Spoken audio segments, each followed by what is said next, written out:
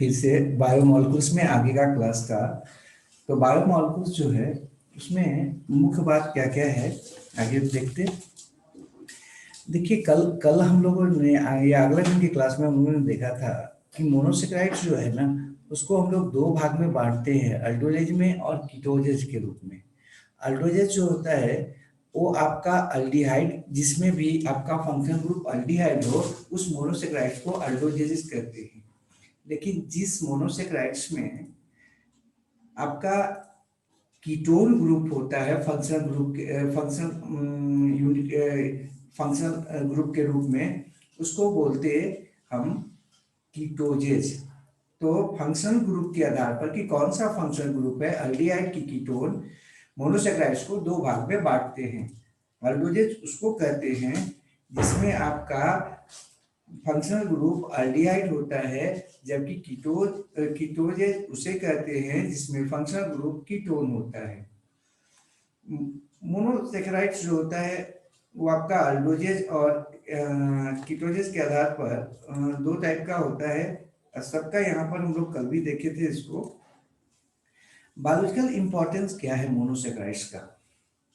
तो biological importance तो ऐसे सबका है, ट्राइरोज का है, टेट्रोज का है, लेकिन मुख्यतः जो है ना ज्यादा आपका पेंटोज और हेक्सोज का है जिसे हम पढ़ते हैं। तो बायोलॉजिकल अगर इम्पोर्टेंस का बात आता है मोनोसेक्राइड्स में तो मुख्यतः पेंटोज और हेक्सोज का बात आता है। ये दोनों के दोनों, पेंटोज और हेक्सोज दोनों के दोनों आपका ओपन चेन के रूप में और साथ ही साथ क्लोज चेन के रूप में भी पाए जाते हैं।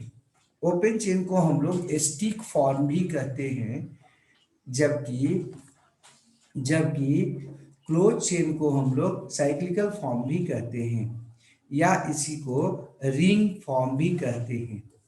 तो पेंटोजेज और हेक्सोजेज दो फॉर्म में पाया जा सकता है या पाया जाता है। एक तो कि ओपन चेन के रूप में या स्ट्रेट चेन के रूप में या लीनियर चेन के रूप में जिसे स्टिक फॉर्म कह सकते या कहते हैं, और दूसरा क्लोज चेन के रूप में जिसे हम साइक्लिकल फॉर्म या रिंग फॉर्म कहते हैं। अब ये जो साइक्लिकल फॉर्म या रिंग फॉर्म होता है वो भी आपका दो प्रकार का होता है। तो अल्डोजेज और कीटोजेज जैसे ही आपको आएगा कहीं पर आपके दिमाग में आ जाना कि फंक्शनल ग्रुप का बात है किसी मोनोसेक्राइड्स में या किसी भी आपका जो है ना आपका शुगर में, अगर कीटोन है तो कीटोजेज, अगर आपका अल्डिहाइड है तो अल्डोजेज। आगे बढ़ते, हेक्सोजेज जो होता है, पेंटोजेज में तो आपका दो था, एक राइबोज और एक डीऑक्सीराइबोज। इसको थोड़ा आगे देखेंगे हम, और हमको दो तीन जगह वो पढ़ना है, एक तो 12 में डिटेल से पढ़ना है, लेकिन यहाँ पर हमको हेक्सोजेज जो है ना वो केवल यही पढ़ना है, 12 में नहीं पढ़ना है। तो हेक्सोजेज को देख लेते हैं पहले। हेक्सोजेज जो है उसमें आपका ग्लूकोज सबसे प्रमुख है। ग्लूकोज को हम लोग कॉर्न शुगर या ब्लड शुगर या डेक्सट्रोज भी कहते हैं या ग्रेप शुगर भी कहते हैं। तो जो आपका ग्लूकोज होता है, ग्लूकोज चूंकि ब्लड में सबसे ज्यादा मात्रा में पाया जाता है तो आपका ब्लड ग्लूकोज शुगर कहलाता है। और जो भी आपका फल होता है उसका प्रमुख आपका जो शुगर होता है वो आपका हेक्सोज के रूप में ग्लूकोज ही होता है। तो वहां इसलिए इसको डेक्सट्रोज भी कहते और ग्रेप शुगर कहते, क्योंकि ग्रेप में सबसे प्रमुख ही ये शुगर है। ये सबसे ज्यादा आपका डिस्ट्रीब्यूटेड होता है और सबसे इंपॉर्टेंट मोनोसेक्राइड्स है बायोलॉजिकल वर्ल्ड का। इसका उपयोग समानता आपका जो भी सेल है वो आपका सेलुलर फ्यूल का जो उपयोग करता है, उस सेलुलर फ्यूल के रूप में इसी का उपयोग सबसे ज्यादा करता है। करीब करीब 70% जो आपका बायोलॉजिकल एक्टिविटीज में एनर्जी खर्च होता है वो आपका हेक्सोजेस के रूप में होता है। यह फोटोसिंथेसिस का प्रोडक्ट होता है, अर्थात नेचुरल तरीके से ये आपका ग्रीन प्लांट के द्वारा बनाया जाता है और ग्रीन प्लांट्स इसको अपने यूज करते या दूसरे और जो है ना बायोमोलिकुल्स के रूप में कन्वर्ट कर लेते या फिर स्टार्च के रूप में इसको जमा कर लेते हैं। तो प्लांट में जब भी ये जमा होगा आपका तो किस फॉर्म में जमा होता है? स्टार्च के फॉर्म में जमा होता है। लेकिन फोटोसिंथेसिस में जो बनता है प्रोडक्ट, वो आपका कौन होता है? ग्लूकोज होता है। तो नेचुरली ये सिंथेसाइज प्लांट में होता है। नेक्स्ट है, हमारे बॉडी में या हम लोगों के बॉडी में ग्लूकोज जो है ना, वो आपके बॉडी में अगर आवश्यकता से ज्यादा हो, क्योंकि अभी आपको बताया कि बायोलॉजिकल एक्टिविटी में जो भी खर्च होता है उसमें करीब करीब आपका 30% जो है ना, बाकी सारे जो है आपके ग्लूकोज वगैरह होते हैं। लेकिन जो आपका ये 70% जो आपका सेलुलर फ्यूल है, वो आपका इसी ग्लूकोज के रूप में ही होता है। लेकिन उसके बावजूद अगर ये ज्यादा मात्रा में हो बॉडी में, या होता ही है, खाने के बाद समांतर जो है ना, अधिकांश आपका कार्बोहाइड्रेट अंततः ग्लूकोज में ही कन्वर्ट हो जाता है। तो वो आपके बॉडी में जाकर, हमारे बॉडी में जाकर लीवर में जमा हो जाता है, मसल्स में जमा हो जाता है। ये दोनों जो है ना मेनली मेन आपका स्टोरेज साइट है ग्लूकोज का या आपका शुगर का। तो आपका जो लीवर होता है उसमें भी आपका ये जमा होता है और मसल्स में भी। लेकिन जब जमा होता है तो वहां पर ग्लूकोज के रूप में जमा नहीं होता, बल्कि एक कॉम्प्लेक्स कंपाउंड के रूप में जमा होता है, जिसे ग्लाइकोजन कहते हैं। आपके लीवर में या एक सामान्य व्यक्ति, स्वस्थ व्यक्ति के लीवर में करीब 100 ग्राम जो है ना ग्लूकोज आपका जमा रहता है ग्लाइकोजन के रूप में। और मसल्स में करीब 150 ग्राम, टोटल जो बॉडी का मसल्स है वो आपका 150 ग्राम जो ना, वो कुल आपका ग्लाइकोजन के रूप में जमा होता है शुगर। हमारा जो ब्लड होता है उसमें सामान्य रूप में आपका 80 टू 100 mg पर 100 ml जो है ना का रेशियो आता है। मतलब ब्लड में अगर हम मापेंगे, उसको निकालेंगे, तो हमारे ब्लड में अगर 100 ml ब्लड लिया जाए तो उसमें ये 80 से लेकर 100 mg तक होता है। हमारे बॉडी में या मुख्यतः ब्लड में इसका जो कंसंट्रेशन होता है, इसकी जो मात्रा होता है, वो आपका दो हार्मोन के द्वारा रेगुलेट होता है, एक इंसुलिन, दूसरा ग्लूकागॉन। इंसुलिन जो है ना, वो आपका ब्लड में ग्लूकोज की मात्रा को कम करता है, अर्थात ग्लूकोज को ग्लाइकोजन के रूप में इकट्ठा करवाता है, सेल में जो है ना उपयोग के लिए भेजता है, या सेल को क्या करता है, स्टिमुलेट करता है कि वो ब्लड से क्या करे, ग्लूकोज को ले ले। लेकिन ग्लूकागॉन जो होता है वो ग्लाइकोजन को ग्लूकोज के रूप में बदलता है, अर्थात ब्लड में ग्लूकोज की मात्रा को बढ़ाता है। तो ग्लूकागॉन एक हार्मोन है जो क्या करता है, ग्लूकोज की मात्रा को ब्लड में बढ़ाता है, ब्लड में ग्लूकोज की कंसंट्रेशन को बढ़ाता है। जबकि इंसुलिन क्या है, एक हार्मोन है जो कि आपका ब्लड में क्या करता है, ग्लूकोज की मात्रा को कम करता है, सेल में इसको पहुंचाता है या सेल में अंदर जाने में मदद करता है। ये दोनों के दोनों हार्मोन, चाहे इंसुलिन हो चाहे ग्लूकागॉन हो, आपके पैनक्रियाज से निकलते हैं। और पैनक्रियाज में खास सेल होता है जो समूह के रूप में पाया जाता है, और इसको कहते हैं आइलेट्स ऑफ लैंगरहैंस।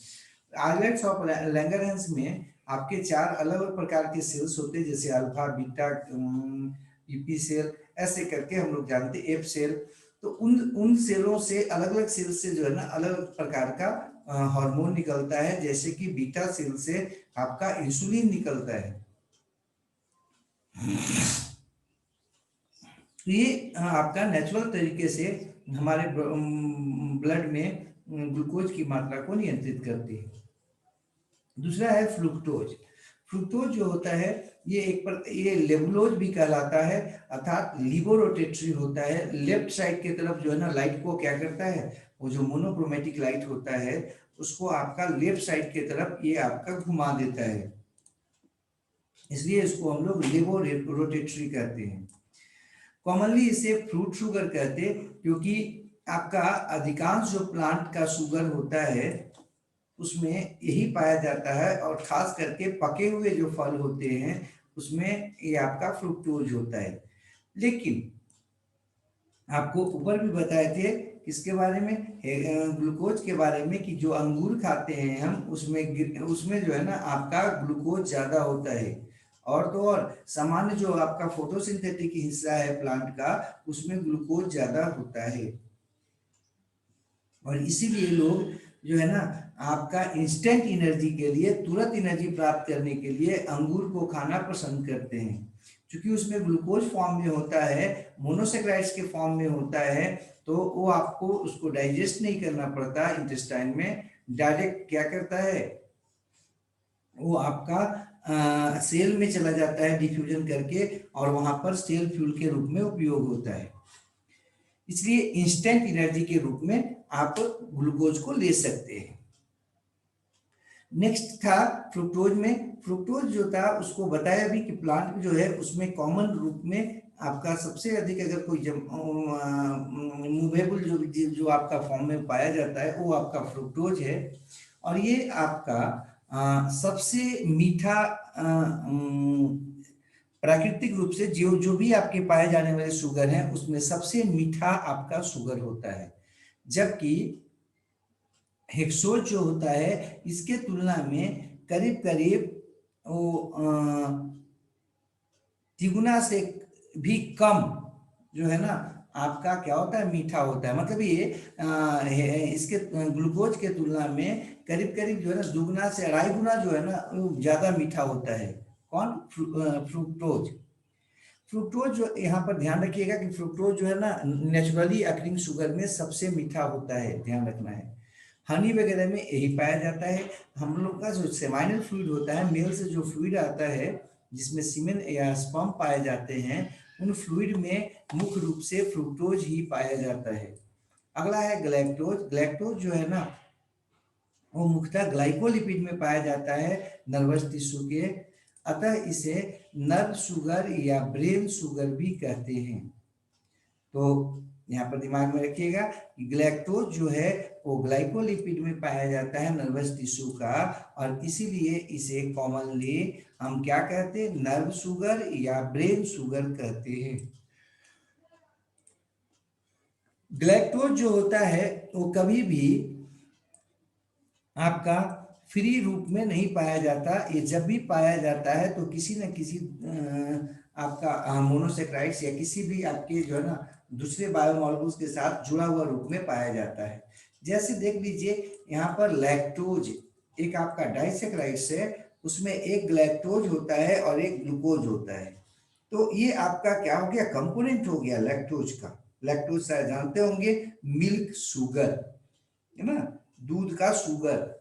उसके बाद अगर है ग्लाइकोलिपिड है, ग्लाइकोप्रोटीन है, इन सब में आपका निर्माण में ग्लैक्टोज शामिल होता है।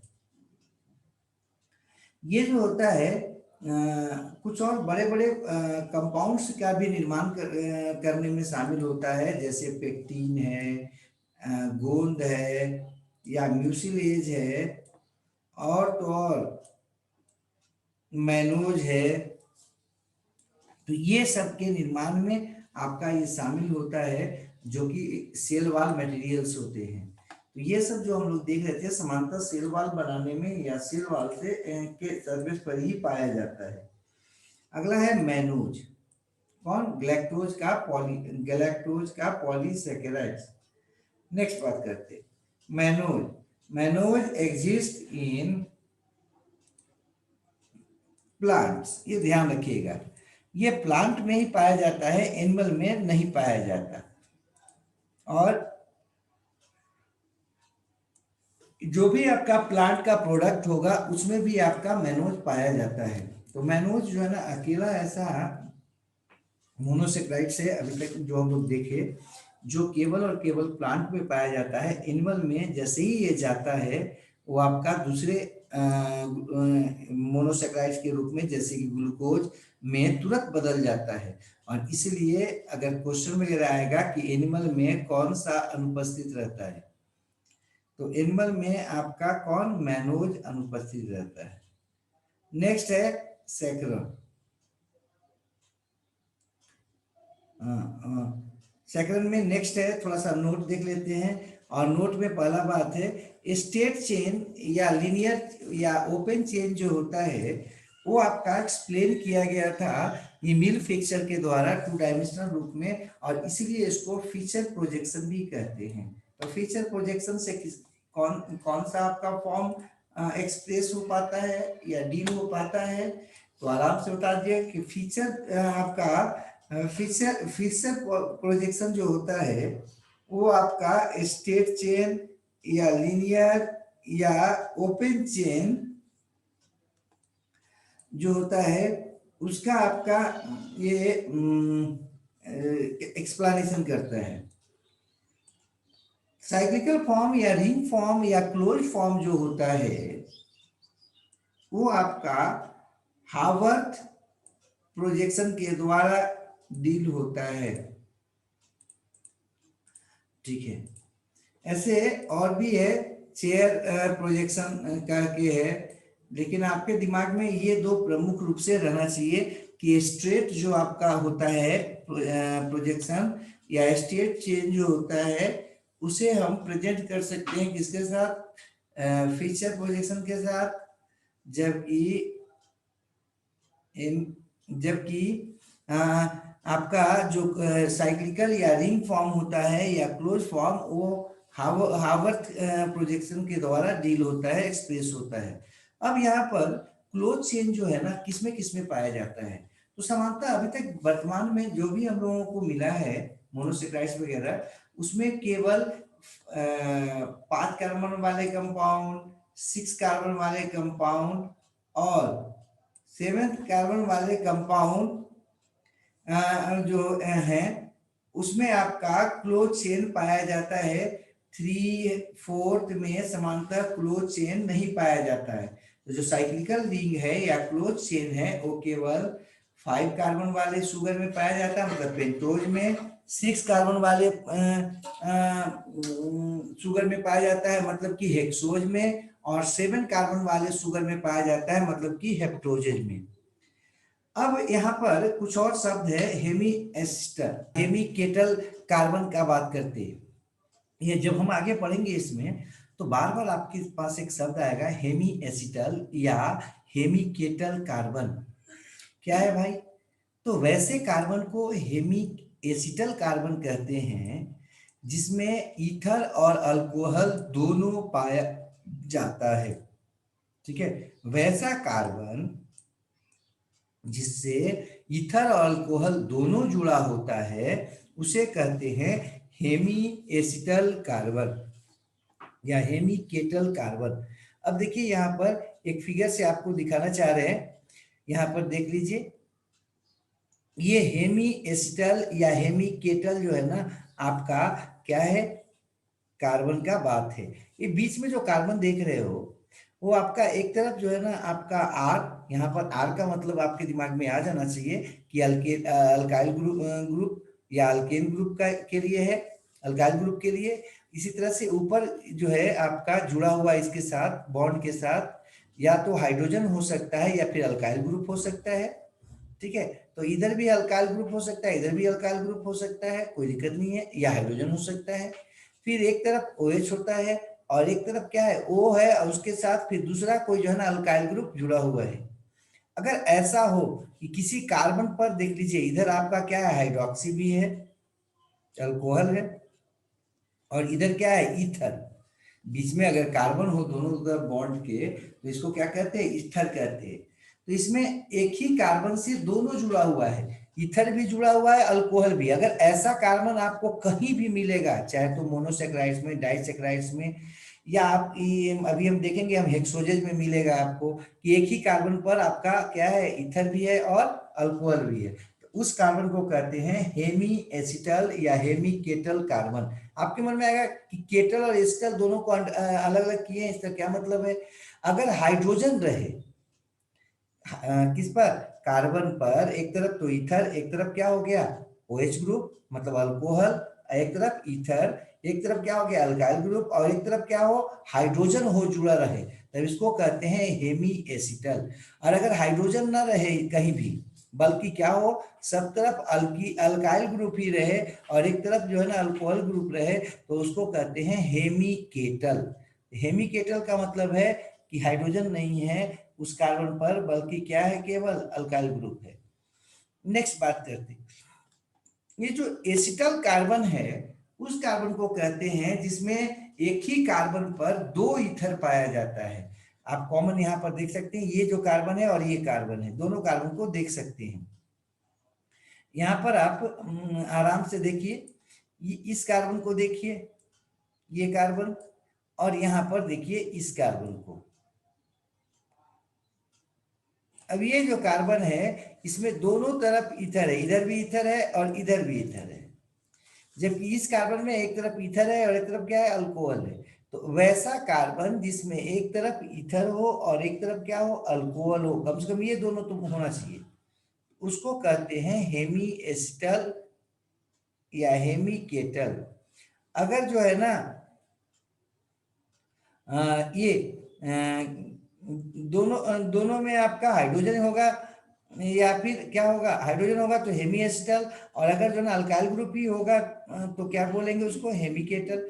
लेकिन अगर दोनों कार्बन के दोनों तरफ, चाहे इधर चाहे इधर चाहे इधर चाहे नीचे, अगर जो है ना ईथर दो हो किसी कार्बन पर, चूंकि कार्बन का वैलेंसी कितना होता है, 4, तो कितना बॉन्ड बनाएगा वो, 4। तो 4 बॉन्ड बनाने पर उसका वैलेंसी पूरा हो जाता है। तो वैसा कार्बन जिस पर दो ईथर हो, है ना, उसको बोलते हैं क्या बाबू, एसिटल कार्बन। अब अगला है चिरल कार्बन। चिरल कार्बन किसको कहते हैं, तो उस कार्बन को चिरल कार्बन कहते हैं जिस पर 4 अलग अलग ग्रुप पाया जाता है या अटैच्ड रहता है। तो वैसा आपका कार्बन जिसमें, वैसा कार्बन जिसपे आपका क्या होता है, ईथर दोनों तरफ, दो तरफ ईथर है, तो उसको क्या बोलेंगे, एसिटल। लेकिन कायरल किसको बोलते हैं, कायरल कार्बन उस कार्बन को बोलते हैं जिसपे जो जुड़ा हुआ आपका एटम रहे, एलिमेंट रहे, वो अलग अलग तरह का रहे, जिसमें एक हाइड्रोजन हो सकता है। जैसे आप देख लीजिए यहां पर, इसको देखिए, इस कार्बन को देखिए, कार्बन में इधर क्या है, ओ आर जुड़ा हुआ है, इधर क्या है, एच या आर जुड़ा हुआ है, इधर क्या है, आर जुड़ा हुआ है, और इधर क्या है, ओ एच है। तो देखिए तो सेम है क्या, यहाँ पर ओ एच है, इधर ओ आर है, नहीं सेम है। लेकिन यहाँ देखिए, यहाँ पर एच है या आर है, तो यहाँ पर आर और यहाँ पर आर, तो इसको हम लोग क्या कहेंगे, चिरल कार्बन नहीं कहेंगे। चिरल कार्बन किसको कहेंगे, वैसे कार्बन को चिरल कार्बन कहेंगे जिसके चारों तरफ 4 अलग अलग प्रकार के क्या जुड़े रहते हैं, एटम या मॉलिक्यूल जुड़े रहते हैं, अलग अलग प्रकार के। अब यहाँ पर भी देखिए, एक ग्लिसरॉल लिए हैं, ग्लिसरॉल का सूत्र शायद आपको याद होगा, C3H8 और O आपका 3, ये आपका होता है ग्लिसरॉल का सूत्र। ये जो ग्लिसरॉल है यहाँ पर देखिए बनाए हैं, उसमें कार्बन देख लीजिए, कोई कार्बन को लेके चलिए। अब इस कार्बन को लेके चलते हैं, तो इस कार्बन में देखिए, इधर ऊपर में क्या है, हाइड्रोजन, नीचे भी क्या है, हाइड्रोजन, इधर क्या है, OH, और इधर क्या है, हाइड्रोजन। तो ज्यादा दिमाग लगाने से अच्छा है इसको ऐसे समझ लीजिए कि अगर अगर दोनों तरफ जो है ना हाइड्रोजन रहेगा या OH ग्रुप रहेगा, तो क्या हो जाएगा, ए चिरल। तो ए चिरल किसको कहेंगे, ध्यान रखिएगा। तो वैसा कंपाउंड, वैसा आपका जो है ना कार्बन जिसमें आपका क्या है, 4 अलग अलग प्रकार के एटम जिससे जुड़े हुए हो, मॉलिक्यूल जुड़े हुए हो, उसको कहते हैं चिरल। तो ये कार्बन यहाँ पर कैसा है, ए चिरल है, सब जो भी यहाँ पर है सब के सब कैसा है, ए चिरल है। कैसे, ये बीच वाले कार्बन को देखो तो इधर क्या हो जाएगा, CH3O, इधर देख लीजिए तो क्या आ जाएगा, CH3O, तो दोनों तरफ सेम सेम है, तो ये क्या हो जाएगा, ये तो एक ही हो गया। ऊपर में OH और नीचे में H, क्योंकि दोनों तरफ सेम टू सेम है, इसलिए इसको हम लोग क्या बोलेंगे, एचिरल कार्बन बोलेंगे। तो एचिरल कार्बन दिमाग में एकदम रख लेना है। जिस तरह से अभी आपको बताया कि हेमी एसिटल क्या बोलेंगे, हेमी एसिटल का मतलब वैसा कार्बन जिसमें एक तरफ ईथर है फंक्शनल ग्रुप के रूप में और एक तरफ क्या है, अल्कोहल है, तो उसको बोलेंगे क्या बाबू, हेमी एसिटल। सबको एग्जाम्पल से हम देखेंगे। और वैसा आपका कार्बन को एसिटल कार्बन कहते हैं जिस पर दो आपका ईथर पाया जाए, कम से कम दो ईथर तो रहेगा, बाकी और जो भी रहे लेकिन दो को ईथर है, तो ईथर है तो दोनों सेम सेम होगा, तो इसको कहते हैं क्या बाबू, एसिटल कार्बन। और कार्बोनाइल कार्बन जो है, चिरल कार्बन जो है ना, उस चिरल कार्बन किसको बोलेंगे, उस कार्बन को चिरल बोलेंगे जो आपका चार अलग अलग प्रकार के अटैचमेंट को रखेगा। लेकिन कार्बोनाइल भी एक शब्द आता है, कार्बोनाइल जो है ना, कार्बन किसको बोलेंगे, उस कार्बन को कार्बोनाइल कार्बन बोलते हैं जिस पर आपका डबल बॉन्ड के साथ ऑक्सीजन जुड़ा होता है। मतलब अल्डिहाइड का जो, अल्डिहाइड या कीटोन का जो कार्बन होता है उसको कौन सा कार्बन कहते हैं, कार्बोनाइल कार्बन कहते हैं। ये तो आपको यहां पर बताए। अब आगे बढ़ जाते हैं आइसोमर के बारे में थोड़ा सा। ये नोट में चल रहे थे हम लोग, क्योंकि ये कुछ शब्द है जो आपका है तो सब केमिस्ट्री का, लेकिन यहाँ पर आएगा। अभी हम लोग चिरल देखे, फिर क्या देखे, तो आपका एसिटल जो है ना कार्बन देखे, ठीक है, सिटल कार्बन देखे। अब बात करते हैं आइसोमर का। तो आइसोमर किसको कहते हैं, आइसोमर में हम आइसोमर कहते हैं जिनका केमिकल और मॉलिक्यूलर फार्मूला सेम हो, लेकिन स्ट्रक्चरल फार्मूला अर्थात कॉन्फ़िगरेशन जो है ना वो डिफरेंट हो, तो उसे कहते हैं आइसोमर्स।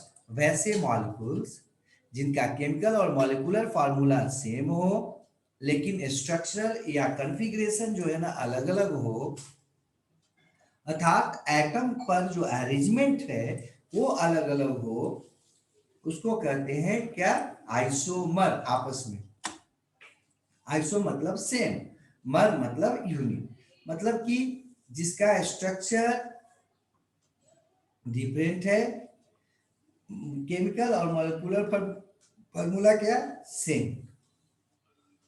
चूंकि इसका केमिकल और मॉलिक्यूलर फार्मूला सेम होता है तो एक दूसरे के जैसा होगा, लेकिन अरेंजमेंट जो होता है उस पर एटम का या मॉलिक्यूल्स का वो डिफरेंट होता है। इस कारण से इसका जो केमिकल और फिजिकल प्रॉपर्टी है वो एक दूसरे से अलग अलग हो जाता है। तो आइसोमर्स दिमाग में रहना चाहिए, वैसे दो केमिकल कंपाउंड्स जिनका केमिकल और मॉलिक्यूलर फार्मूला सेम हो, कॉन्फ़िगरेशन अर्थात स्ट्रक्चर या ये बोल सकते हैं जो मॉलिक्यूल का अरेंजमेंट है वो आपका डिफरेंट हो, अलग अलग हो, तो आपस में आइसोमर्स कहलाते हैं। अब यहाँ पर ध्यान रखिएगा कि इसके कारण वो जो है अब उसका गुण क्या होगा, अलग अलग हो जाएगा, चाहे केमिकल गुण का बात करें या फिजिकल प्रॉपर्टी का बात करें। अब बात हम करते हैं इसका, अब हम बात करते हैं ब्यूटेन का या आइसोब्यूटेन वगैरह जो है ना वो कुछ उदाहरण है उसका बात करते हैं आइसोमर में। देखो आइसोब्यूटेन और ब्यूटेन दोनों के दोनों एक दूसरे का आइसोमर है। इसी तरह से आप आगे पढ़ोगे और पढ़े भी होंगे एल और डी ग्लूकोज, लिबो और डेक्स्ट्रो ग्लूकोज, दोनों का chemical formula molecular formula same होता है, सिर्फ जो है ना OH में इधर से उधर हो जाए, लेफ्ट साइड में अगर हो OH अंतिम चिरल कार्बन पर तो बोलते हैं लिबो ग्लूकोज, और अगर जो है ना अंतिम कार्बन पर, अंतिम चिरल कार्बन पर अगर जो है ना राइट साइड में हो तो क्या बोलते हैं, डेक्स्ट्रो या डी ग्लूकोज। ऐसे भी इसको हम एक्सपेरिमेंट कैसे करते हैं उसको अलग से देखेंगे, थोड़ा दिखा देंगे आपको। अगला है अल्फा कार्बन और बीटा कार्बन युक्त ग्लूकोज, मतलब कह सकते हो अल्फा ग्लूकोज और बीटा ग्लूकोज। इसमें क्या होता है कि जो एक नंबर का कार्बन होता है माने फर्स्ट कार्बन जो होता है उसमें अगर ऊपर की तरफ OH ग्रुप हो, मतलब कि CH3OH के तरफ अगर हो तब बोलते हैं अल्फा, नहीं बीटा, और अगर नीचे के तरफ हो तब उसको बोलते हैं अल्फा। मतलब विपरीत दिशा में हो तो अल्फा, और सेम दिशा में अगर हो तो क्या बोलते हैं, बीटा। नेक्स्ट, ग्लूकोज है, ग्लैक्टोज है। ग्लूकोज और ग्लैक्टोज दोनों का केमिकल फार्मूला और मॉलिक्यूलर फार्मूला सेम होता है, हम लोग अभी देखेंगे फिगर में। लेकिन ये दोनों के दोनों में जो आपका सजावट होता है वो क्या होता है, डिफरेंट डिफरेंट होता है। इसलिए इसको आपस में क्या कहते हैं, आइसोमर्स कहते हैं। तो ये तो आइसोमर का बात हो गया। चिरल कार्बन बता दिए, एसिटल कार्बन बता दिए, सिटल कार्बन बता दिए। अब थोड़ा सा देख लेते हैं ईपीमर के बारे में। ईपीमर क्या है, ये भी एक तरह का आइसोमर होता है, और ये आपस में एक दूसरे से डिफरेंट करता है किसमें, कॉन्फ़िगरेशन में, मतलब अरेंजमेंट में। कोई खास कार्बन एटम पर कोई खास कार्बन, दो वैसे आपका आइसोमर या दो वैसे आपके केमिकल कंपाउंड जो किसी खास कार्बन पर ही केवल अरेंजमेंट में अंतर रखते हैं, आपस में ईपीमर्स कहलाते हैं। ठीक है, ईपीमर्स क्या है, फिर से दिमाग रखते में घुसा लीजिए इसको, कि वैसा कार्बन नहीं, अगर ईपीमर मॉलिक्यूल में होगा या कंपाउंड में, तब क्या हो जाएगा, वैसे आइसोमर्स या वैसे मॉलिक्यूल्स जो एक दूसरे से केवल एक कार्बन में सजावट के कारण क्या होते हैं, अलग अलग नजर आते हैं, तो उनको आपस में कहते हैं ईपीमर। बाकी सब जगह सेम, केवल एक कार्बन पर जो है ना, एक तरफ OH है, एक तरफ H है, किसी में इधर है तो किसी में उधर है, तो ये क्या कहलाएगा, ये आपका कहला जाता है आपस में ईपीमर। और इस पूरे घटना को कहते हैं ईपीमेरिज्म। देखो, लीनियर और साइक्लिकल दोनों फॉर्म में ईपीमर्स पाए जाते हैं। ईपीमर्स हम लोग पीछे आगे देखेंगे कि एक ही कार्बन में सिर्फ अंतर वाले को हम क्या कहते हैं, ईपीमर्स कहते हैं, जबकि अलग अलग आपका जो है ना स्ट्रक्चर जो रखेगा वो अलग हो जाएगा। अर्थात एक प्रकार का ये भी आइसोमर है। इसका कॉमन उदाहरण भी लिखे हैं, डी ग्लूकोज, डी मैनोज। ठीक है, इसमें आपका एक नंबर कार्बन पर क्या होता है, अंतर पाया जाता है, जबकि डी ग्लूकोज और डी ग्लैक्टोज का बात अगर करो तो जो 14th number, sorry 4th number जो कार्बन है, मतलब चौथा जो कार्बन है, उस पर डिफरेंस पाया जाता है। तो यहाँ पर हम फिगर से देखने वाले हैं, सबको देखेंगे। अब बात करते हैं मोनोसेक्राइड्स में और आगे। तो मोनोसेक्राइड जो है ना, दो रूप में पाया जा सकता है, अल्डोज के रूप में, अभी आपको पीछे बताए थे अल्डिहाइड, और कीटोज के रूप में COO आपको पीछे बताए थे इसके बारे में।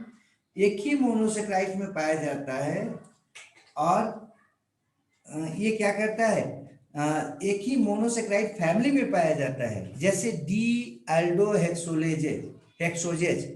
डी अल्डो हेक्सोजेज जो होगा, इसमें जो भी होगा, एल अल्डोजेज है, ठीक है, डी अल्डो हेक्सोजेज में कई तरह का हो सकता है, तो जो भी डी अल्डो हेक्सोजेज होगा वो आपस में क्या कहलाएगा, अल्डोज आपस में जो है ना वो ईपीमर कहलाएगा।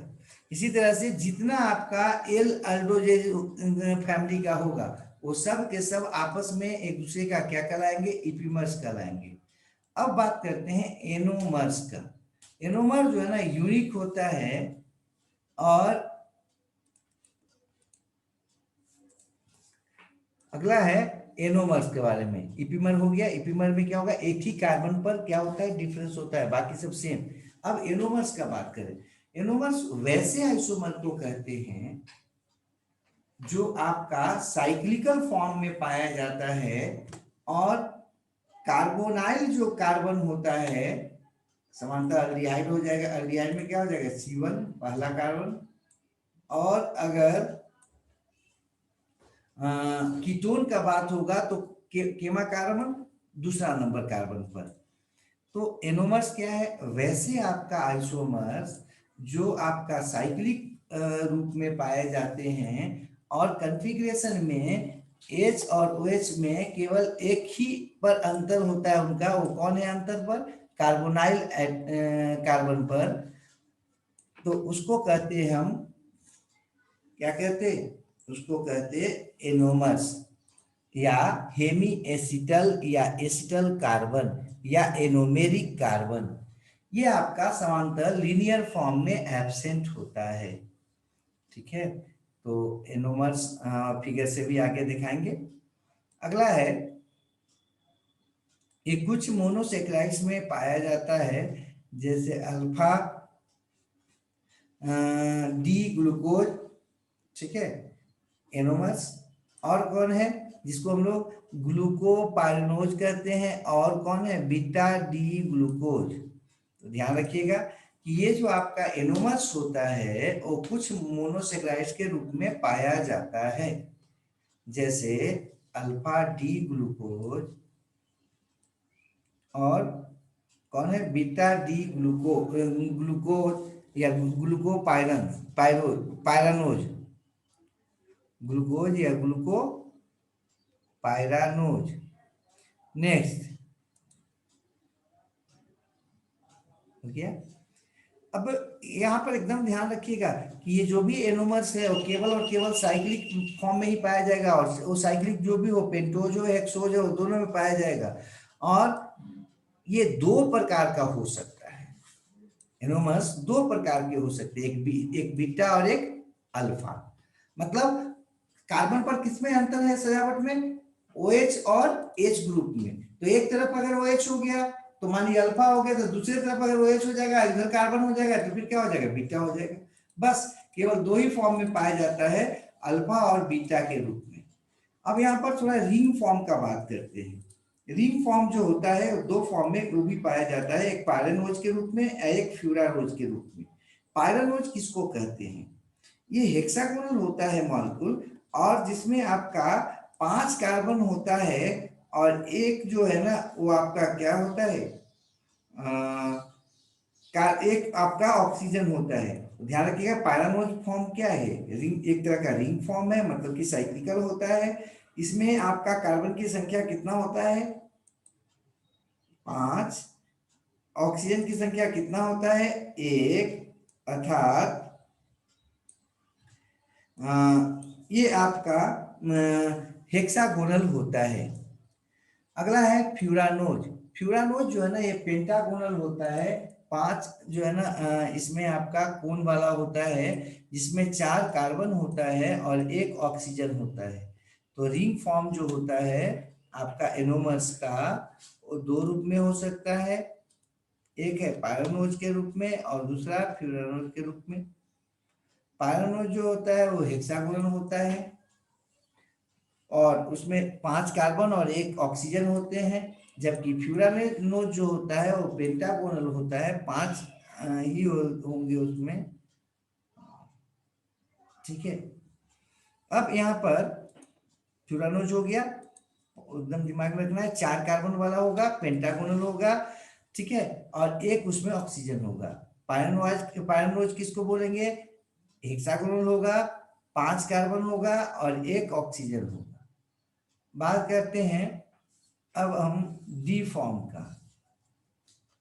डी फॉर्म जो होता है डेक्स्ट्रोरोटेटरी फॉर्म, ये सबसे कॉमन फॉर्म है किसका? मोनोसेक्राइड्स का, जो पाया जाता है लिविंग बीइंग में। इस लिविंग वर्ल्ड में, लिविंग संसार में जो भी आपका मोनोसेक्राइड्स पाया जाता है, उनमें से अधिकांश जो मोनोसेक्राइड्स होते हैं वो डेक्स्ट्रो फॉर्म में पाए जाते हैं, डेक्स्ट्रो रोटेटरी फॉर्म में पाए जाते हैं, या डेक्स्ट्रो रोटेटरी जो होता है वो कॉमन टाइप का है।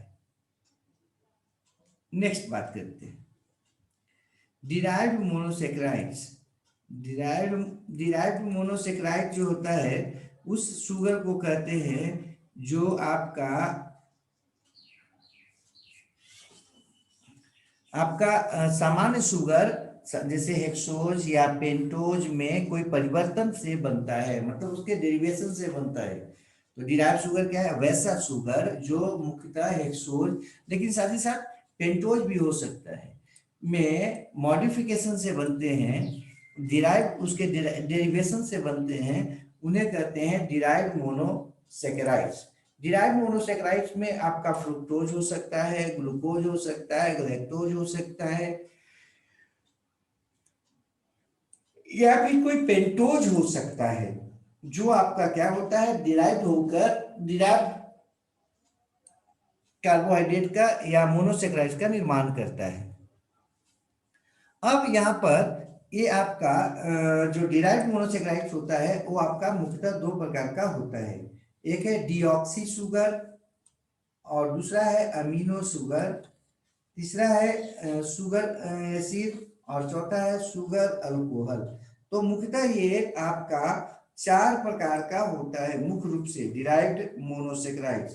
पहला है डीऑक्सी शुगर, दूसरा है अमीनो शुगर, तीसरा है आपका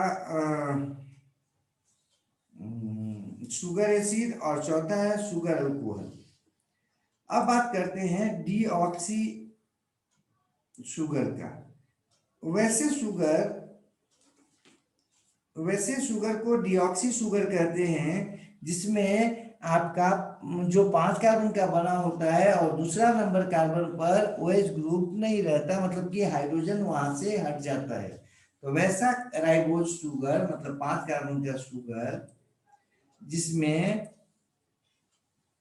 जिसमें आपका क्या होता है, डीऑक्सीजनेशन हो जाता है, मतलब कि ऑक्सीजन हट जाता है सेकेंड नंबर कार्बन से, उसको कहते हैं क्या, उसको कहते डीऑक्सी शुगर, और ये पाया जाता है डीएनए में। जबकि डीऑक्सी राइबोज शुगर हो गया डीएनए में, और ये जो आपका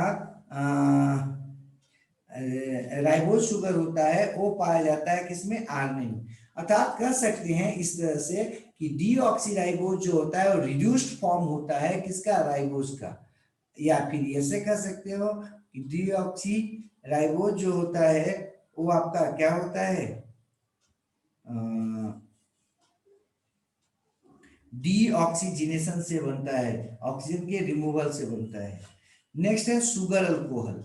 वैसा शुगर जो अल्कोहल के रूप में पाया जाता है, जैसे कॉमन उदाहरण है मैनिटोल, और मैनिटोल जो है वो कहाँ पाया जाता है, ब्राउन अलगी में पाया जाता है। ठीक है,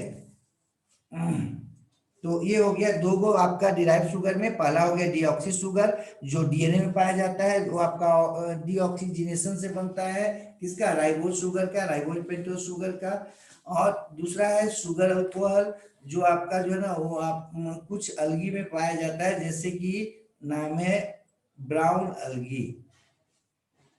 नेक्स्ट बात करते हैं, अब यहाँ पर कुछ मोनोसेक्राइड्स हैं जो हम लोग पीछे नामकरण किए थे, उसका कुछ फिगर है। ठीक है, सबसे पहले अल्डोज देख लीजिए, अल्डोज किस मोनोसेक्राइड्स को बोलेंगे, तो उस मोनोसेक्राइड्स को अल्डोज बोलेंगे जिसमें फंक्शनल ग्रुप कौन है, अल्डिहाइड है, CHO। ठीक है, CHO, उसमें भी O जो है ना वो डबल बॉन्ड से जुड़ा हुआ रहेगा तब अल्डिहाइड बोलेंगे, ध्यान रखिएगा। यानी कि COH रहे तब उसको अल्डिहाइड नहीं बोलेंगे, अल्डिहाइड कब बोलेंगे, C डबल बॉन्ड O हो और H हो तो उसको बोलते हैं अल्डिहाइड। तो जिसमें अल्डिहाइड होगा उसको क्या कहेंगे, अल्डोज कहेंगे। और जिसमें कीटोन होगा, बगल में देखिए कीटोन है, कीटोन आपको मालूम होगा C डबल बॉन्ड O, तो उसको कहते हैं क्या बाबू, उसको कहते हैं कीटोज, बीच में कीटोन ग्रुप है। तो वहां पर पीछे आपको बताए थे कि जो कीटोन होता है उसमें दूसरा नंबर कार्बन पर जो है ना आपका क्या होता है, वो बदलता है, जबकि जो आपका अल्डोज होता है उसमें एक नंबर कार्बन पर ऐसा होता है। पीछे हम देखते हैं, पीछे भी आपको दिखाए थे। ठीक है, पीछे में आपको हम बता दे रहे, और बढ़ाओ भाई, उधर कहाँ चले गए, आगे कहाँ, यहाँ पर देखिए आपको बताए थे कि जो भी आपका साइक्लिकल फॉर्म है वो सब के सब आपका दो ही फॉर्म में पाया जाता है, साइक्लिक जो आपका साइक्लिकल पेंटोज और हेक्सोज है वो आपका दो फॉर्म में पाया जाता है, अल्फा और बीटा। इसी में आपको एक जगह हम दिखाए होंगे, देखिए यहाँ पर deoxy ribose second number carbon पर, उसके पहले भी एक जगह पर यहाँ पर आया है, हाँ एनोमर्स में। एनोमर्स किसको कहते हैं? तो वैसे आइसोमर्स को क्या कहेंगे? एनोमर्स कहेंगे, जो केवल एक कार्बन पर अंतर हो, बाकी सब सेम हो, केवल एक कार्बन में अंतर हो। और वो कार्बन कौन था? अल्डिहाइड में कितना नंबर कार्बन? 1 नंबर। और कीटोन में कितना नंबर कार्बन? 2 नंबर। देखिए ये 2 नंबर कार्बन में अंतर है, बाकी सब सेम होगा। देखिए सब सेम हो जाएगा, तो उसको कहेंगे क्या? आपस में क्या कहेंगे? एना एनोमर्स कहेंगे। हो जाएगा, एनोमर्स कहेंगे। एनो मतलब डिफरेंट, मर्स। अब आगे बढ़ते, यहां पर है एक और शब्द, और वो शब्द है आपको अल्डो हेक्सोज और कीटो पेंटोज का बात आया है। देखो हेक्सोज में तो होता ही है अल्डो, अभी हम लोग देखे, और पेंटोज अगर हो तो कीटो पेंटोज कर सकते हैं। तो अल्डो हेक्सोज कर सकते हैं, कीटो पेंटोज कर सकते हैं। अगर 6 कार्बन का है और उसमें अल्डिहाइड है अगर फंक्शनल ग्रुप के रूप में, तो उसको कहते हैं अल्डो हेक्सोज। अगर जो है ना 5 कार्बन का है और उसमें आपका फंक्शनल ग्रुप के रूप में कौन है? कीटोन है, तब उसको कहते हैं कीटो पेंटोज। ठीक है, ये आपको अभी बता दिए किसके बारे में? मोनोसेकेराइड्स में अल्डोज और कीटोज के बारे में। ठीक है, अल्डोज का मतलब अल्डिहाइड ग्रुप रहेगा फंक्शन ग्रुप के रूप में, और कीटोज का मतलब कीटोन रहेगा, समानता कीटोन दूसरे नंबर पे पाया जाता है। अब आगे बढ़ जाते हैं। अब यहाँ पर थोड़ा सा कुछ बात लिखे है, थोड़ा सा देख लीजिए। ये जो ओपेक चेन होता है फॉर्म, वो आपका दो रूप में रहता है। लिबो रोटेटरी, जिसको हम एल से डिनोट कर सकते हैं, या प्लस या माइनस से डिनोट करते हैं, और दूसरा है डेक्स्ट्रो रोटेटरी फॉर्म, या जिसको हम राइट फॉर्म भी कहते हैं, राइट हैंडेड फॉर्म भी कहते हैं, या प्लस से भी डिनोट कर सकते हैं, या डी से डिनोट करते हैं। तो लिबो रोटेटरी क्या है, डेक्स्ट्रो रोटेटरी क्या है, उसको थोड़ा सा देखेंगे अभी।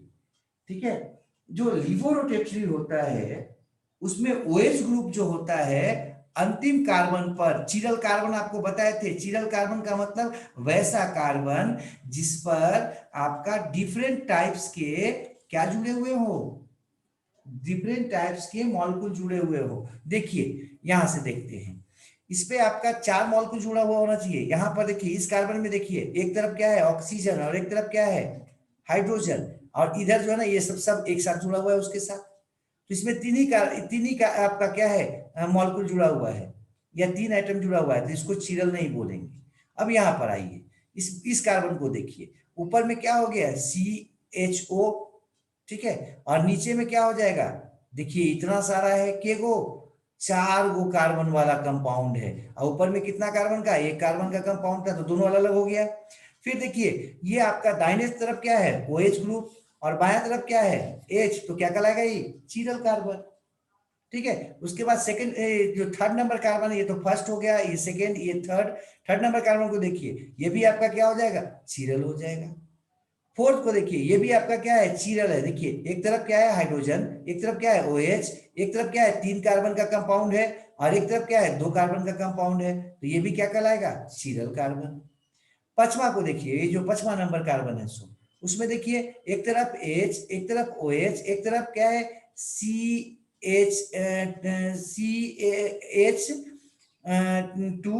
CH2OH है ना, अल्काइल ग्रुप और अल्कोहल है। CH2OH, और एक तरफ क्या हो जाएगा? C4 है ना, 4 कार्बन, तो ये भी क्या कहलाएगा? चिरल कहलाएगा। अब इस पे आते हैं छठा पे, ये चिरल है कि नहीं है। देखिए ध्यान रखना यही है कि चिरल कार्बन किसको कहेंगे? वैसे कार्बन को चिरल कहेंगे जिसमें हाइड्रोजन एक हो सकता है, कोई बात नहीं, लेकिन चारों के चारों जो उसमें जुड़े हुए हो मॉलिक्यूल या एटम, वो अलग अलग तरह के हो। ये छठा को देखिए, 6 को। 6 में क्या है? एक तरफ OH जुड़ा हुआ है, एक तरफ कितना हो गया? 5 कार्बन वाला, तो ये दोनों तो डिफरेंट डिफरेंट है। एक तरफ हाइड्रोजन है, ये भी डिफरेंट है, लेकिन देखिए एक तरफ हाइड्रोजन है, तो ये दोनों क्या हो गया? सेम टू सेम हो गया, तो इसको क्या बोलेंगे? ए चिरल कार्बन। ठीक है। तो ये जो लास्ट जो चीरल होता है ना कार्बन, लास्ट चीरल ऊपर से 1 number, 2 number, 3 number, function group से हम लोग किसी को भी क्या करते हैं, नेमिंग करते हैं। तो 1 नंबर कार्बन से लेके चलिए जो लास्ट चीरल होगा, तो यहाँ पर 5वां कार्बन क्या हो गया, चीरल है, छठा क्या हो गया, ये चीरल है, तो ये 5वां हो गया लास्ट। तो लास्ट चीरल पर अगर लेफ्ट साइड में OH ग्रुप हो तो उसको कहते हैं एल ग्लूकोज। ठीक है, उसको क्या कहते हैं, एल ग्लूकोज। ग्लूकोज में अगर लास्ट चीरल मतलब 5वां कार्बन पर अगर लेफ्ट साइड में OH ग्रुप हो तो उसको कहेंगे कौन भाई, उसको कहेंगे लिबो रोटेटरी ग्लूकोज या एल फॉर्म, या इसको माइनस फॉर्म भी बोलते हैं। अब इधर आ जाते हैं, डी ग्लूकोज किसको कहेंगे, या डी ग्लैक्टोज किसको कहेंगे, डी लेबुलोज किसको बोलेंगे, कुछ भी पूछ सकता है। तो डी जैसे ही बोला जाएगा डेक्स्ट्रो, इसका मतलब अंतिम चीरल देखेंगे, अंतिम चीरल कार्बन, कार्बन चीरल कार्बन का मतलब क्या बताया अभी ऊपर आपको बताए थे कि वैसा कार्बन जिसमें 4 डिफरेंट तरह का मॉलिक्यूल जुड़ा हुआ हो सकता है एक उसमें हाइड्रोजन हो, लेकिन 2 हाइड्रोजन एक साथ नहीं हो सकता। अगर 2 एक साथ है तो इसका मतलब एक चीरल हो जाएगा, वो एक जैसा 2 हो गया। तो कोई भी 2 एक जैसा नहीं होना चाहिए उसमें। इसमें भी 5वां नंबर हो गया ये। तो 5वां नंबर पर देखिए इसमें जो OH ग्रुप है वो किधर है, राइट साइड की लेफ्ट साइड, राइट साइड है ना, हम लोगों के राइट साइड। तो अगर राइट साइड होगा तो उसको बोलेंगे डेक्स्ट्रो रोटेटरी ग्लूकोज या डी ग्लूकोज, या फिर इसको हम लोग प्लस ग्लूकोज भी बोलते हैं, प्लस से डिनोट करते हैं।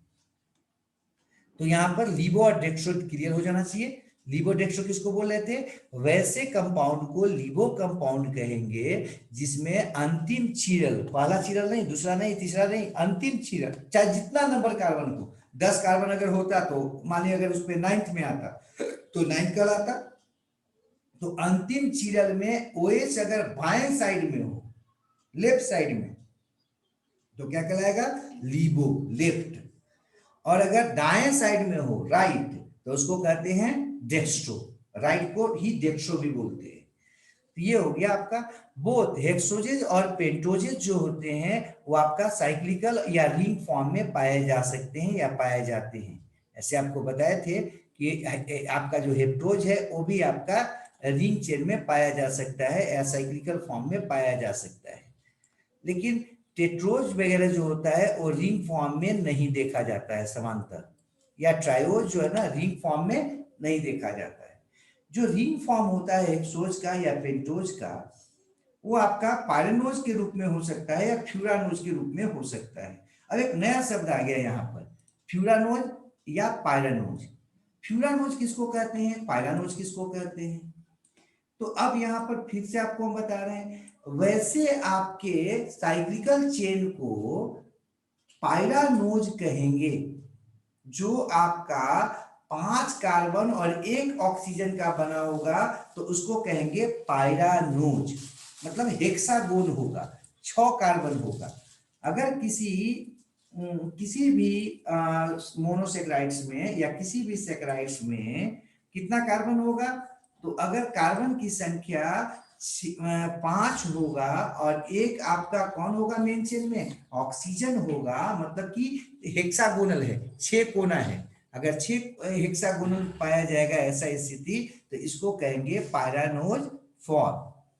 लेकिन फ्यूरानोज फॉर्म किसको कहेंगे, उस आपका मोनोसेक्राइड्स को फ्यूरानोज फॉर्म कहते हैं जिसमें आपका 5 सिर्फ 5 ही आपका क्या पाया जाएगा, कोन पाया जाएगा, मतलब कि पेंटागोन पाया जाएगा, जिसमें 4 कार्बन होंगे और 1 ऑक्सीजन होंगे। यहाँ पर 6 है, उधर 5 हो जाएगा। कुछ और जो है ना कि आपको कुछ फिगर से दिखाते हैं, क्योंकि इसमें फिगर से ही समझ में आएगा ज्यादा। अब देखिए यहाँ पर ये कुछ स्टार बनाए हैं, यहाँ पर वो जो स्टार आपको नजर आ रहा है लाल से, वो चीरल सेंटर है, मतलब वो कार्बन है जो चीरल है। ठीक है, किसी भी कार्बन को देख लीजिए उस पर 4 अलग अलग क्या है मॉलिक्यूल जुड़ा हुआ है, उसको चीरल बोल रहे हैं। जिस पर 4 आपका अलग तरह का नहीं है तो उसको क्या बोलते हैं, ए चीरल बोलते हैं। अब ए चिरल में लास्ट वाला पर, चिरल में लास्ट वाले पर देखना है, अगर राइट साइड होगा तो क्या हो जाएगा, डेक्स्ट्रो। तो यहां पर देखिए राइट साइड में है तो ये क्या हो जाएगा, डेक्स्ट्रो है। अब इसमें देख लीजिए जस्ट बगल में, ये आपका कितना कार्बन का है, 5 कार्बन का है, जबकि अभी हम लोग जो देखे थे ये हेक्सोज था जिसमें 4 चीरल था। अब ये है आपका पेंटोज है, और पेंटोज ही नहीं है, कीटोज भी है, कीटोन के रूप में है। और ये कैसा था, अल्डोज के रूप में था, एकदम दिमाग में बैठ जाना चाहिए, ठीक है। तो ये कीटोज जो होगा उसमें कौन सा ग्रुप होगा, कीटोन, 2 नंबर कार्बन पर समानता हो पाया जाता है। और चीरल उसमें देखिए आपका कितना है, 2 ही है। तो इसमें जो अंतिम चीरल होगा उस पर देखना है। पहला जो चीरल है उसमें देखिए, उसमें आपका बाएं साइड में है OH, तो उसके आधार पर नहीं कर सकते हम, किसके आधार पर करेंगे, लास्ट चीरल पर। तो लास्ट चीरल पर अगर OH जो है ना राइट साइड में अगर हो तो उसको बोलेंगे डेक्स्ट्रो, मतलब ये भी क्या है, डेक्स्ट्रो है। और पेंटोज है, 5 कार्बन का है, तो क्या हो जाएगा, पेंटोज हो जाएगा। और कैसा है भाई, तो इसमें कीटोज है, कीटोन है तो कीटोज कहलाएगा, ठीक है। एल लिवो, सॉरी डी डेक्स्ट्रो हो जाएगा, और कैसा हो जाएगा, कीटो हो जाएगा, और कैसा है, पेंटोज है। तो एल के जगह पर क्या लिखेंगे, डी, चूंकि राइट साइड में है तो डी, ठीक है। और क्या हो जाएगा, कीटो, डी कीटो पेंटोज, इसका नाम क्या हो जाएगा, डी और अल्डोज, चूंकि यहां पर क्या है, अल्डिहाइड है, डी अल्डो हेक्सोज, ठीक है। अब बगल में एक और है जिसको डी ग्लूकोज कह रहे हैं। डी ग्लूकोज क्यों कह रहे हैं, आराम से देख लीजिए, अंतिम चीरल कौन हो गया इसमें, ये कार्बन है ना।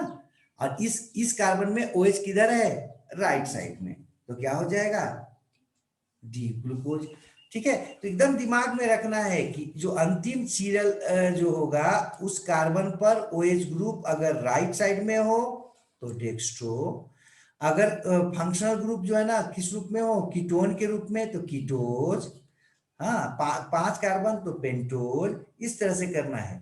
यहाँ पर आप देखिए ग्लूकोज, दोनों ग्लूकोज लिए हैं, दोनों ग्लूकोज है। अब उसमें कौन लिगो है, कौन डेक्स्ट्रो है, आराम से बता सकते हैं। OH ग्रुप लास्ट कार्बन में, मतलब चीरल कार्बन में किधर है, बाएं साइड में, लेफ्ट साइड में, तो क्या हो जाएगा, एल ग्लूकोज। और लास्ट चीरल में कहाँ है, दाहिने साइड में, तो क्या हो जाएगा, dextro glucose, D glucose. Clear है। और भी देख लेते हैं, अल्फा बीटा वाला एक बात आ रहा था पीछे कि ये जो आपका रिंग चेन होता है अल्फा के रूप में हो सकता है या बीटा के रूप में हो सकता है। तो ये अल्फा बीटा क्या है, अगर OH ग्रुप फर्स्ट कार्बन पर, ये जो फर्स्ट कार्बन है उसका बात कर रहे हैं, अगर OH ग्रुप फर्स्ट कार्बन पर कहाँ हो, ऊपर के तरफ हो, मतलब CH2OH के तरफ हो, तब बोलते हैं बीटा। और अल्फा कब बोलेंगे, जब वो नीचे के तरफ हो, मतलब CH2OH के विपरीत दिशा में या O के विपरीत दिशा में, तो क्या हो जाएगा, अल्फा। अगर अब बीटा के रूप में होगा और अल्फा के रूप में, तो क्या अंतर होगा, देखिए हम लोग का जो डाइजेस्टिव सिस्टम है, सामान्यतः अल्फा अल्फा जो आपका मोनोमर्स होते हैं, या अल्फा जो आपके पॉलीमर्स होते, सॉरी पॉलीमर्स होते हैं, उनको आराम से डाइजेस्ट कर देता है, क्योंकि मोनोमर डाइजेस्ट नहीं होता है, पॉलीमर डाइजेस्ट होता है। कोई भी मोनोसेक्राइड का डाइजेशन आपके बॉडी के अंदर नहीं होता है, सिर्फ कन्वर्सन हो सकता है, आइसोमेरिक कन्वर्सन हो सकता है, एक आइसोमर से दूसरे आइसोमर के रूप में, डी से एल के रूप में, या ग्लूकोज से ग्लैक्टोज के रूप में, या ग्लैक्टोज से ग्लूकोज के रूप में। लेकिन ये नहीं कि ये और टूटेगा, ये जाकर और डाइजेशन नहीं होता है, जो आपका मोनोसेक्राइड्स है इसी रूप में एब्जॉर्ब हो जाता है। लेकिन जो पॉलीसेक्राइड्स है जैसे स्टार्च, ग्लाइकोजन, उनका क्या होता है, बॉडी में जाकर डाइजेशन होता है, और ये इस प्रकार के मोनोसेक्राइड्स आपको प्राप्त होते हैं। अब यहां पर बात करते अल्फा और बीटा का, बात फिर से हम कर रहे हैं।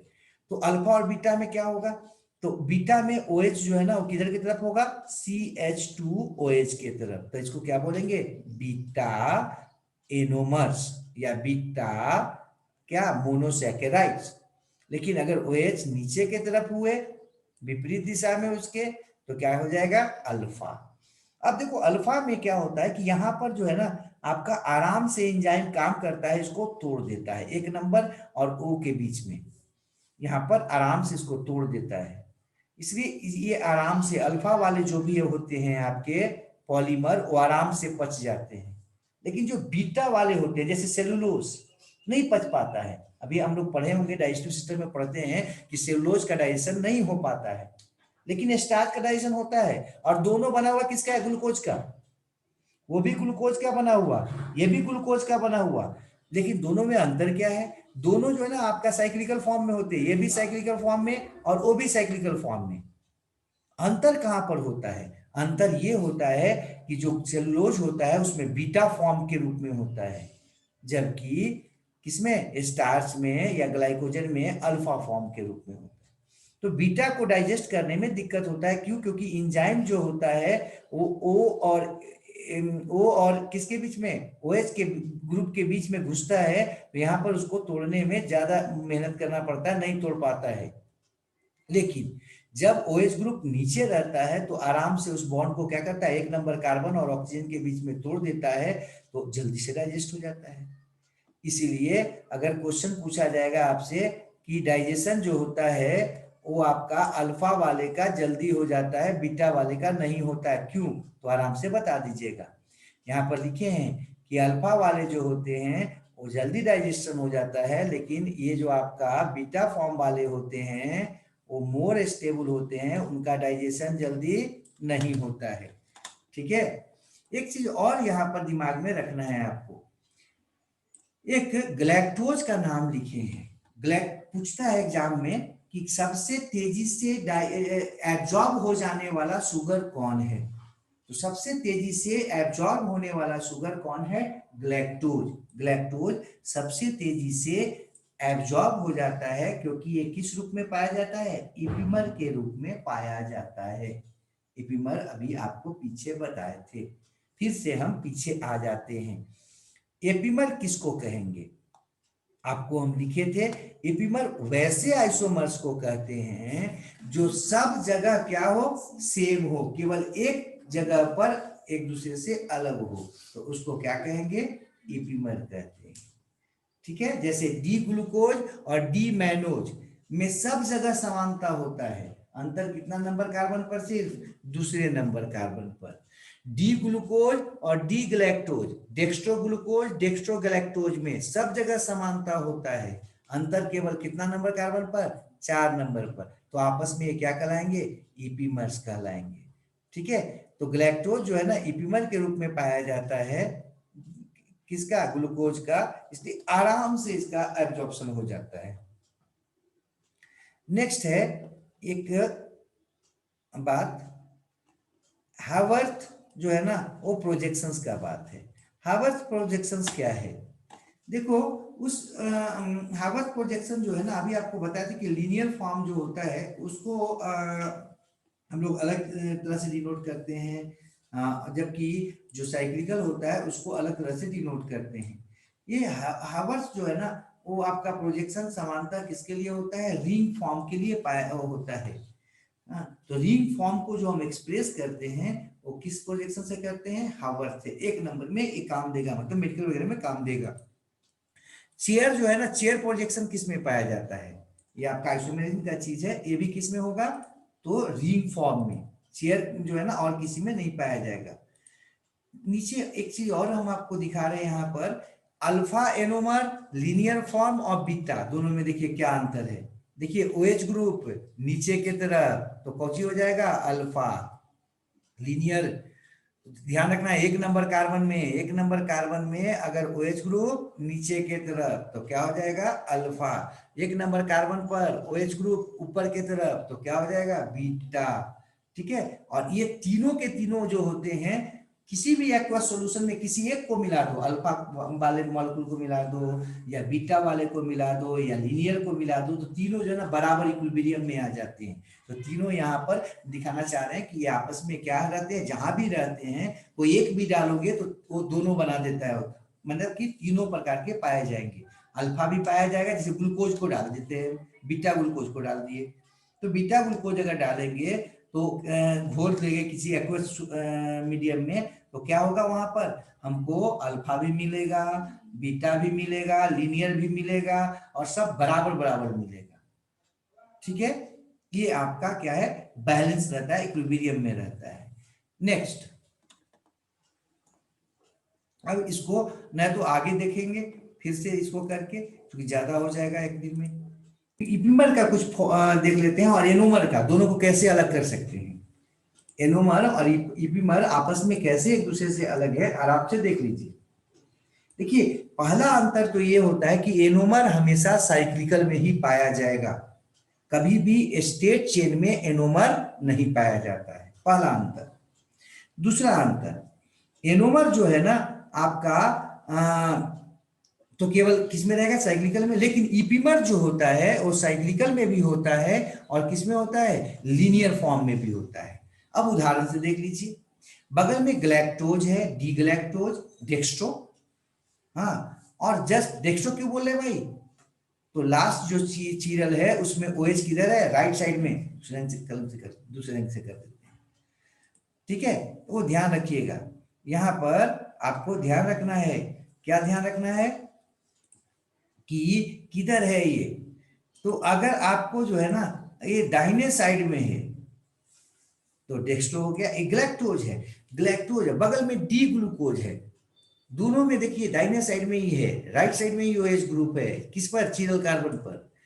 अब यहां पर देखिए, आप ऊपर से आते हैं, ऊपर में CHO, किसमें, ग्लैक्टोज में, तो ग्लूकोज में भी क्या है, CHO, मतलब कि इसमें भी एल्डिहाइड, उसमें भी एल्डिहाइड, पहला नंबर कार्बन हो गया वो। दूसरा नंबर पर आइए, दूसरा में राइट साइड में OH, लेफ्ट साइड में H, इसमें भी OH OH, फिर इसी तरह से सब में समानता है। लेकिन ये देखिए तीसरा नंबर, चौथा नंबर जो कार्बन है, दोनों का अलग अलग है कार्बन पर सजावट।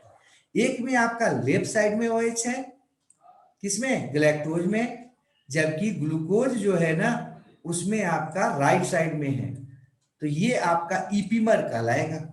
आपस में डी ग्लैक्टोज और डी ग्लूकोज इपिमर कहलाएंगे, कितने नंबर कार्बन के लिए, C4 के लिए, है ना, C4 इपिमर है ये दोनों, आपस में कैसे इपिमर है, C4, यहां पर नहीं तो लिख देते हैं C4 इपिमर, C4, कौन, डी ग्लैक्टोज और डी ग्लूकोज। इसी प्रकार से देखिए ग्लूकोज और मैनोज को देखिए, सब जगह सेम है, फर्स्ट नंबर कार्बन सेम, सजावट सेम, सेकेंड नंबर कार्बन पर देखिए अलग है, बाकी थर्ड, फोर्थ, फिफ्थ, सिक्स, सब के सब सेम टू सेम।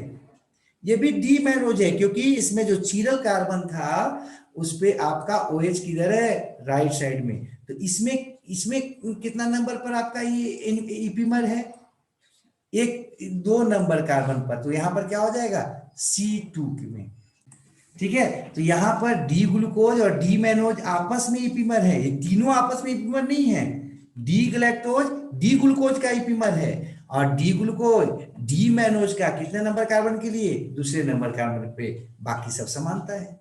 अब एनोमर्स किसको कहते हैं, तो एनोमर्स आपको बताए थे कि एनोमर जो है ना उसको कहेंगे जिसमें पहला नंबर कार्बन पर OH ग्रुप ऊपर नीचे हो जाएगा, मतलब अल्फा और बीटा।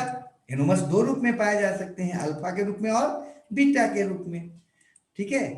तो एनोमर्स जो होते हैं वो आपका दो में, यहां पर देख लीजिए, अल्फा डी ग्लूको पायरानोज, पायरानोज क्यों बोल रहे हैं, क्योंकि कितना कितना का चेन है, रिंग में कितना है, 6 है, जिसमें 5 कार्बन है और एक ऑक्सीजन है, मतलब हेक्सागोनल, ठीक है। अगर हेक्सागोनल होगा जिसमें 5 कार्बन होगा और एक ऑक्सीजन होगा तो क्या कहलाएगा, पायरानोज। अब फ्यूरानोज कब बोलेंगे, जब ये पेंटागोनल होगा, जिसमें 4 कार्बन होगा और एक ऑक्सीजन होगा, ठीक है। बीटा कब कहेंगे, जब OH ग्रुप ऊपर रहेगा CH2OH की तरफ, तो उसको क्या बोलेंगे, बीटा, ठीक है। और डी कब बोलेंगे, तो डी आपको बोले थे कि लास्ट चीरल, चीरल यहाँ पर कितना नंबर था, 4 नंबर, तो 4 नंबर पर यहाँ देखिए उसका, उसी से ये बना है, ठीक है, इसी से ये बना है, तो अगर इससे बना है तो आपको दिमाग में रखना है, इसी से ये दोनों बने हैं, ठीक है। और इसमें 4 नंबर का देखिए, एक नंबर, 2 नंबर आप गिन सकते हैं, 1 number, 2 number, 3 number, 4 number. 4 number में देखिए OH किधर है, इधर की तरफ है। जबकि 3 नंबर में 3 नंबर में देखिए कहाँ था, ऊपर की तरफ था। तो अगर 1 नंबर 4 नंबर जो है ना, यही था ना 5वां नंबर पर, सॉरी 5वां नंबर पर, तो 5वां नंबर पर OH जो है ना वो किधर की तरफ है, इसमें किधर की तरफ, आपका राइट साइड की तरफ। इसलिए इसको क्या बोल रहे थे हम लोग, इसको बोल रहे हैं डेक्स्ट्रो। ठीक है। अब पायरानोज क्यों बोल रहे हैं, क्योंकि कितना कार्बन का है, 5 कार्बन और 1 ऑक्सीजन, मतलब हेक्सागोनल है पायरानोज। अगर अगर 5 ही पेंटागोनल होता तो इसको क्या कहते हैं, फ्यूरानोज कहते हैं, ग्लूको फ्यूरानोज। हो गया, क्लियर है। अब आगे बढ़ जाते हैं एनोमर के बाद। ये इपीमर है, देखिए जो वहां लिखे वो यहाँ ऑलरेडी लिख दिए हैं। C2 इपीमर्स कौन कौन है, D glucose D mannose. C4 इपीमर्स कौन कौन, डी ग्लूकोज डी ग्लैक्टोज। ठीक है। हाँ, नेक्स्ट आगे बढ़ जाते हैं। यहाँ पर देखिए बीटा एनोमर अल्फा एनोमर कैसे कर रहे थे, ऊपर की तरफ OH तो अल्फा, नीचे की तरफ सॉरी नीचे की तरफ OH तो क्या हो जाएगा अल्फा, और ऊपर की तरफ तो बीटा। और कैसे जुड़ेगा भाई, तो आपका ये, अब ये कैसे क्या है, ये पायरानोज है कि फ्यूरानोज है, कैसे पहचानेंगे, गिनिए उसका, केगो है उसमें कितना है, 5 है। तो पेंटागोनल, पेंटागोनल तो furanose, pentagonal furanose, pentagonal furanose. एकदम ध्यान रखना है, 5 मेंबर रिंग अगर होगा तो फ्यूरानोज। ठीक है, 5 मेंबर अगर रिंग होगा तो क्या बोलेंगे, फ्यूरानोज। 6 मेंबर अगर होगा तो पायरानोज, 6 मेंबर अगर तो पायरानोज। से कर दो ऐसे ऊपर की तरफ। ठीक है। तो ये आपको कुछ बात यहाँ पर हम क्लियर करना चाह रहे थे, जो केमिस्ट्री से जुड़ा हुआ है, किसमें, बायो केमिस्ट्री में। ऊपर की तरफ बाबू, नीचे से ऊपर की तरफ। आपके दिमाग में ये बात आ जानी चाहिए कि फ्यूरानोज क्या है, पायरानोज क्या है, इपीमर क्या है, हाँ, एनोमर्स क्या है, क्लियर हो जाना चाहिए। तो आपको क्या होगा, ये बायोकेमिस्ट्री आसान लगेगा। अब आगे बढ़ जाते हैं। ये है आपका फीचर फिशर फिशर प्रोजेक्शन। आपको बताया था कि अगर रिंग चेन को अगर डिनोट करना है हमको तो हॉवर्ट्स प्रोजेक्शन से करते हैं, और अगर स्ट्रेट चेन को करना है या स्टिक चेन को करना है, स्टिक फॉर्म को करना है, तो किसके मदद से करते हैं, फीचर प्रोजेक्शन से करते हैं। ठीक है। फीचर प्रोजेक्शन जो होता है, यहाँ पर देखिए फीचर प्रोजेक्शन जो है ना, उसमें आपका देखिए चीरल आपका दिया हुआ है, डॉट से किए हैं चीरल के लिए। यहाँ पर लिखे हैं कि जो ओरिएंटेशन होता है H और OH ग्रुप का, उसमें लास्ट चीरल पर जो है ना वही डिसाइड करेगा मोनोसेक्राइड्स का। अगर राइट होगा तो क्या बोलेंगे, डीप कन्फॉर्मर, और अगर लेफ्ट होगा तो क्या कहेंगे, राइट होगा तो आपका डी कन्फॉर्मर, और लेफ्ट होगा तो क्या हो जाएगा, लिबो एल कन्फॉर्मर। ठीक है, यहाँ पर ध्यान रखिएगा। अब यहाँ पर आइए, इसमें कौन कौन चीरल है, पूछेगा कि कौन कौन चीरल है बताइए, कितना नंबर कार्बन। तो टोटल 4 की है, 2 नंबर, 3 नंबर, 4 नंबर और 5 नंबर, टोटल कितना कार्बन है चीरल, 4 का है। कौन कौन, C2 C3 C4 C5। ठीक है, ये आपको फीचर प्रोजेक्शन से ये सब आपको पता लगता है। आगे बढ़ जाते हैं। अब इसको अगला दिन यहां से देखेंगे।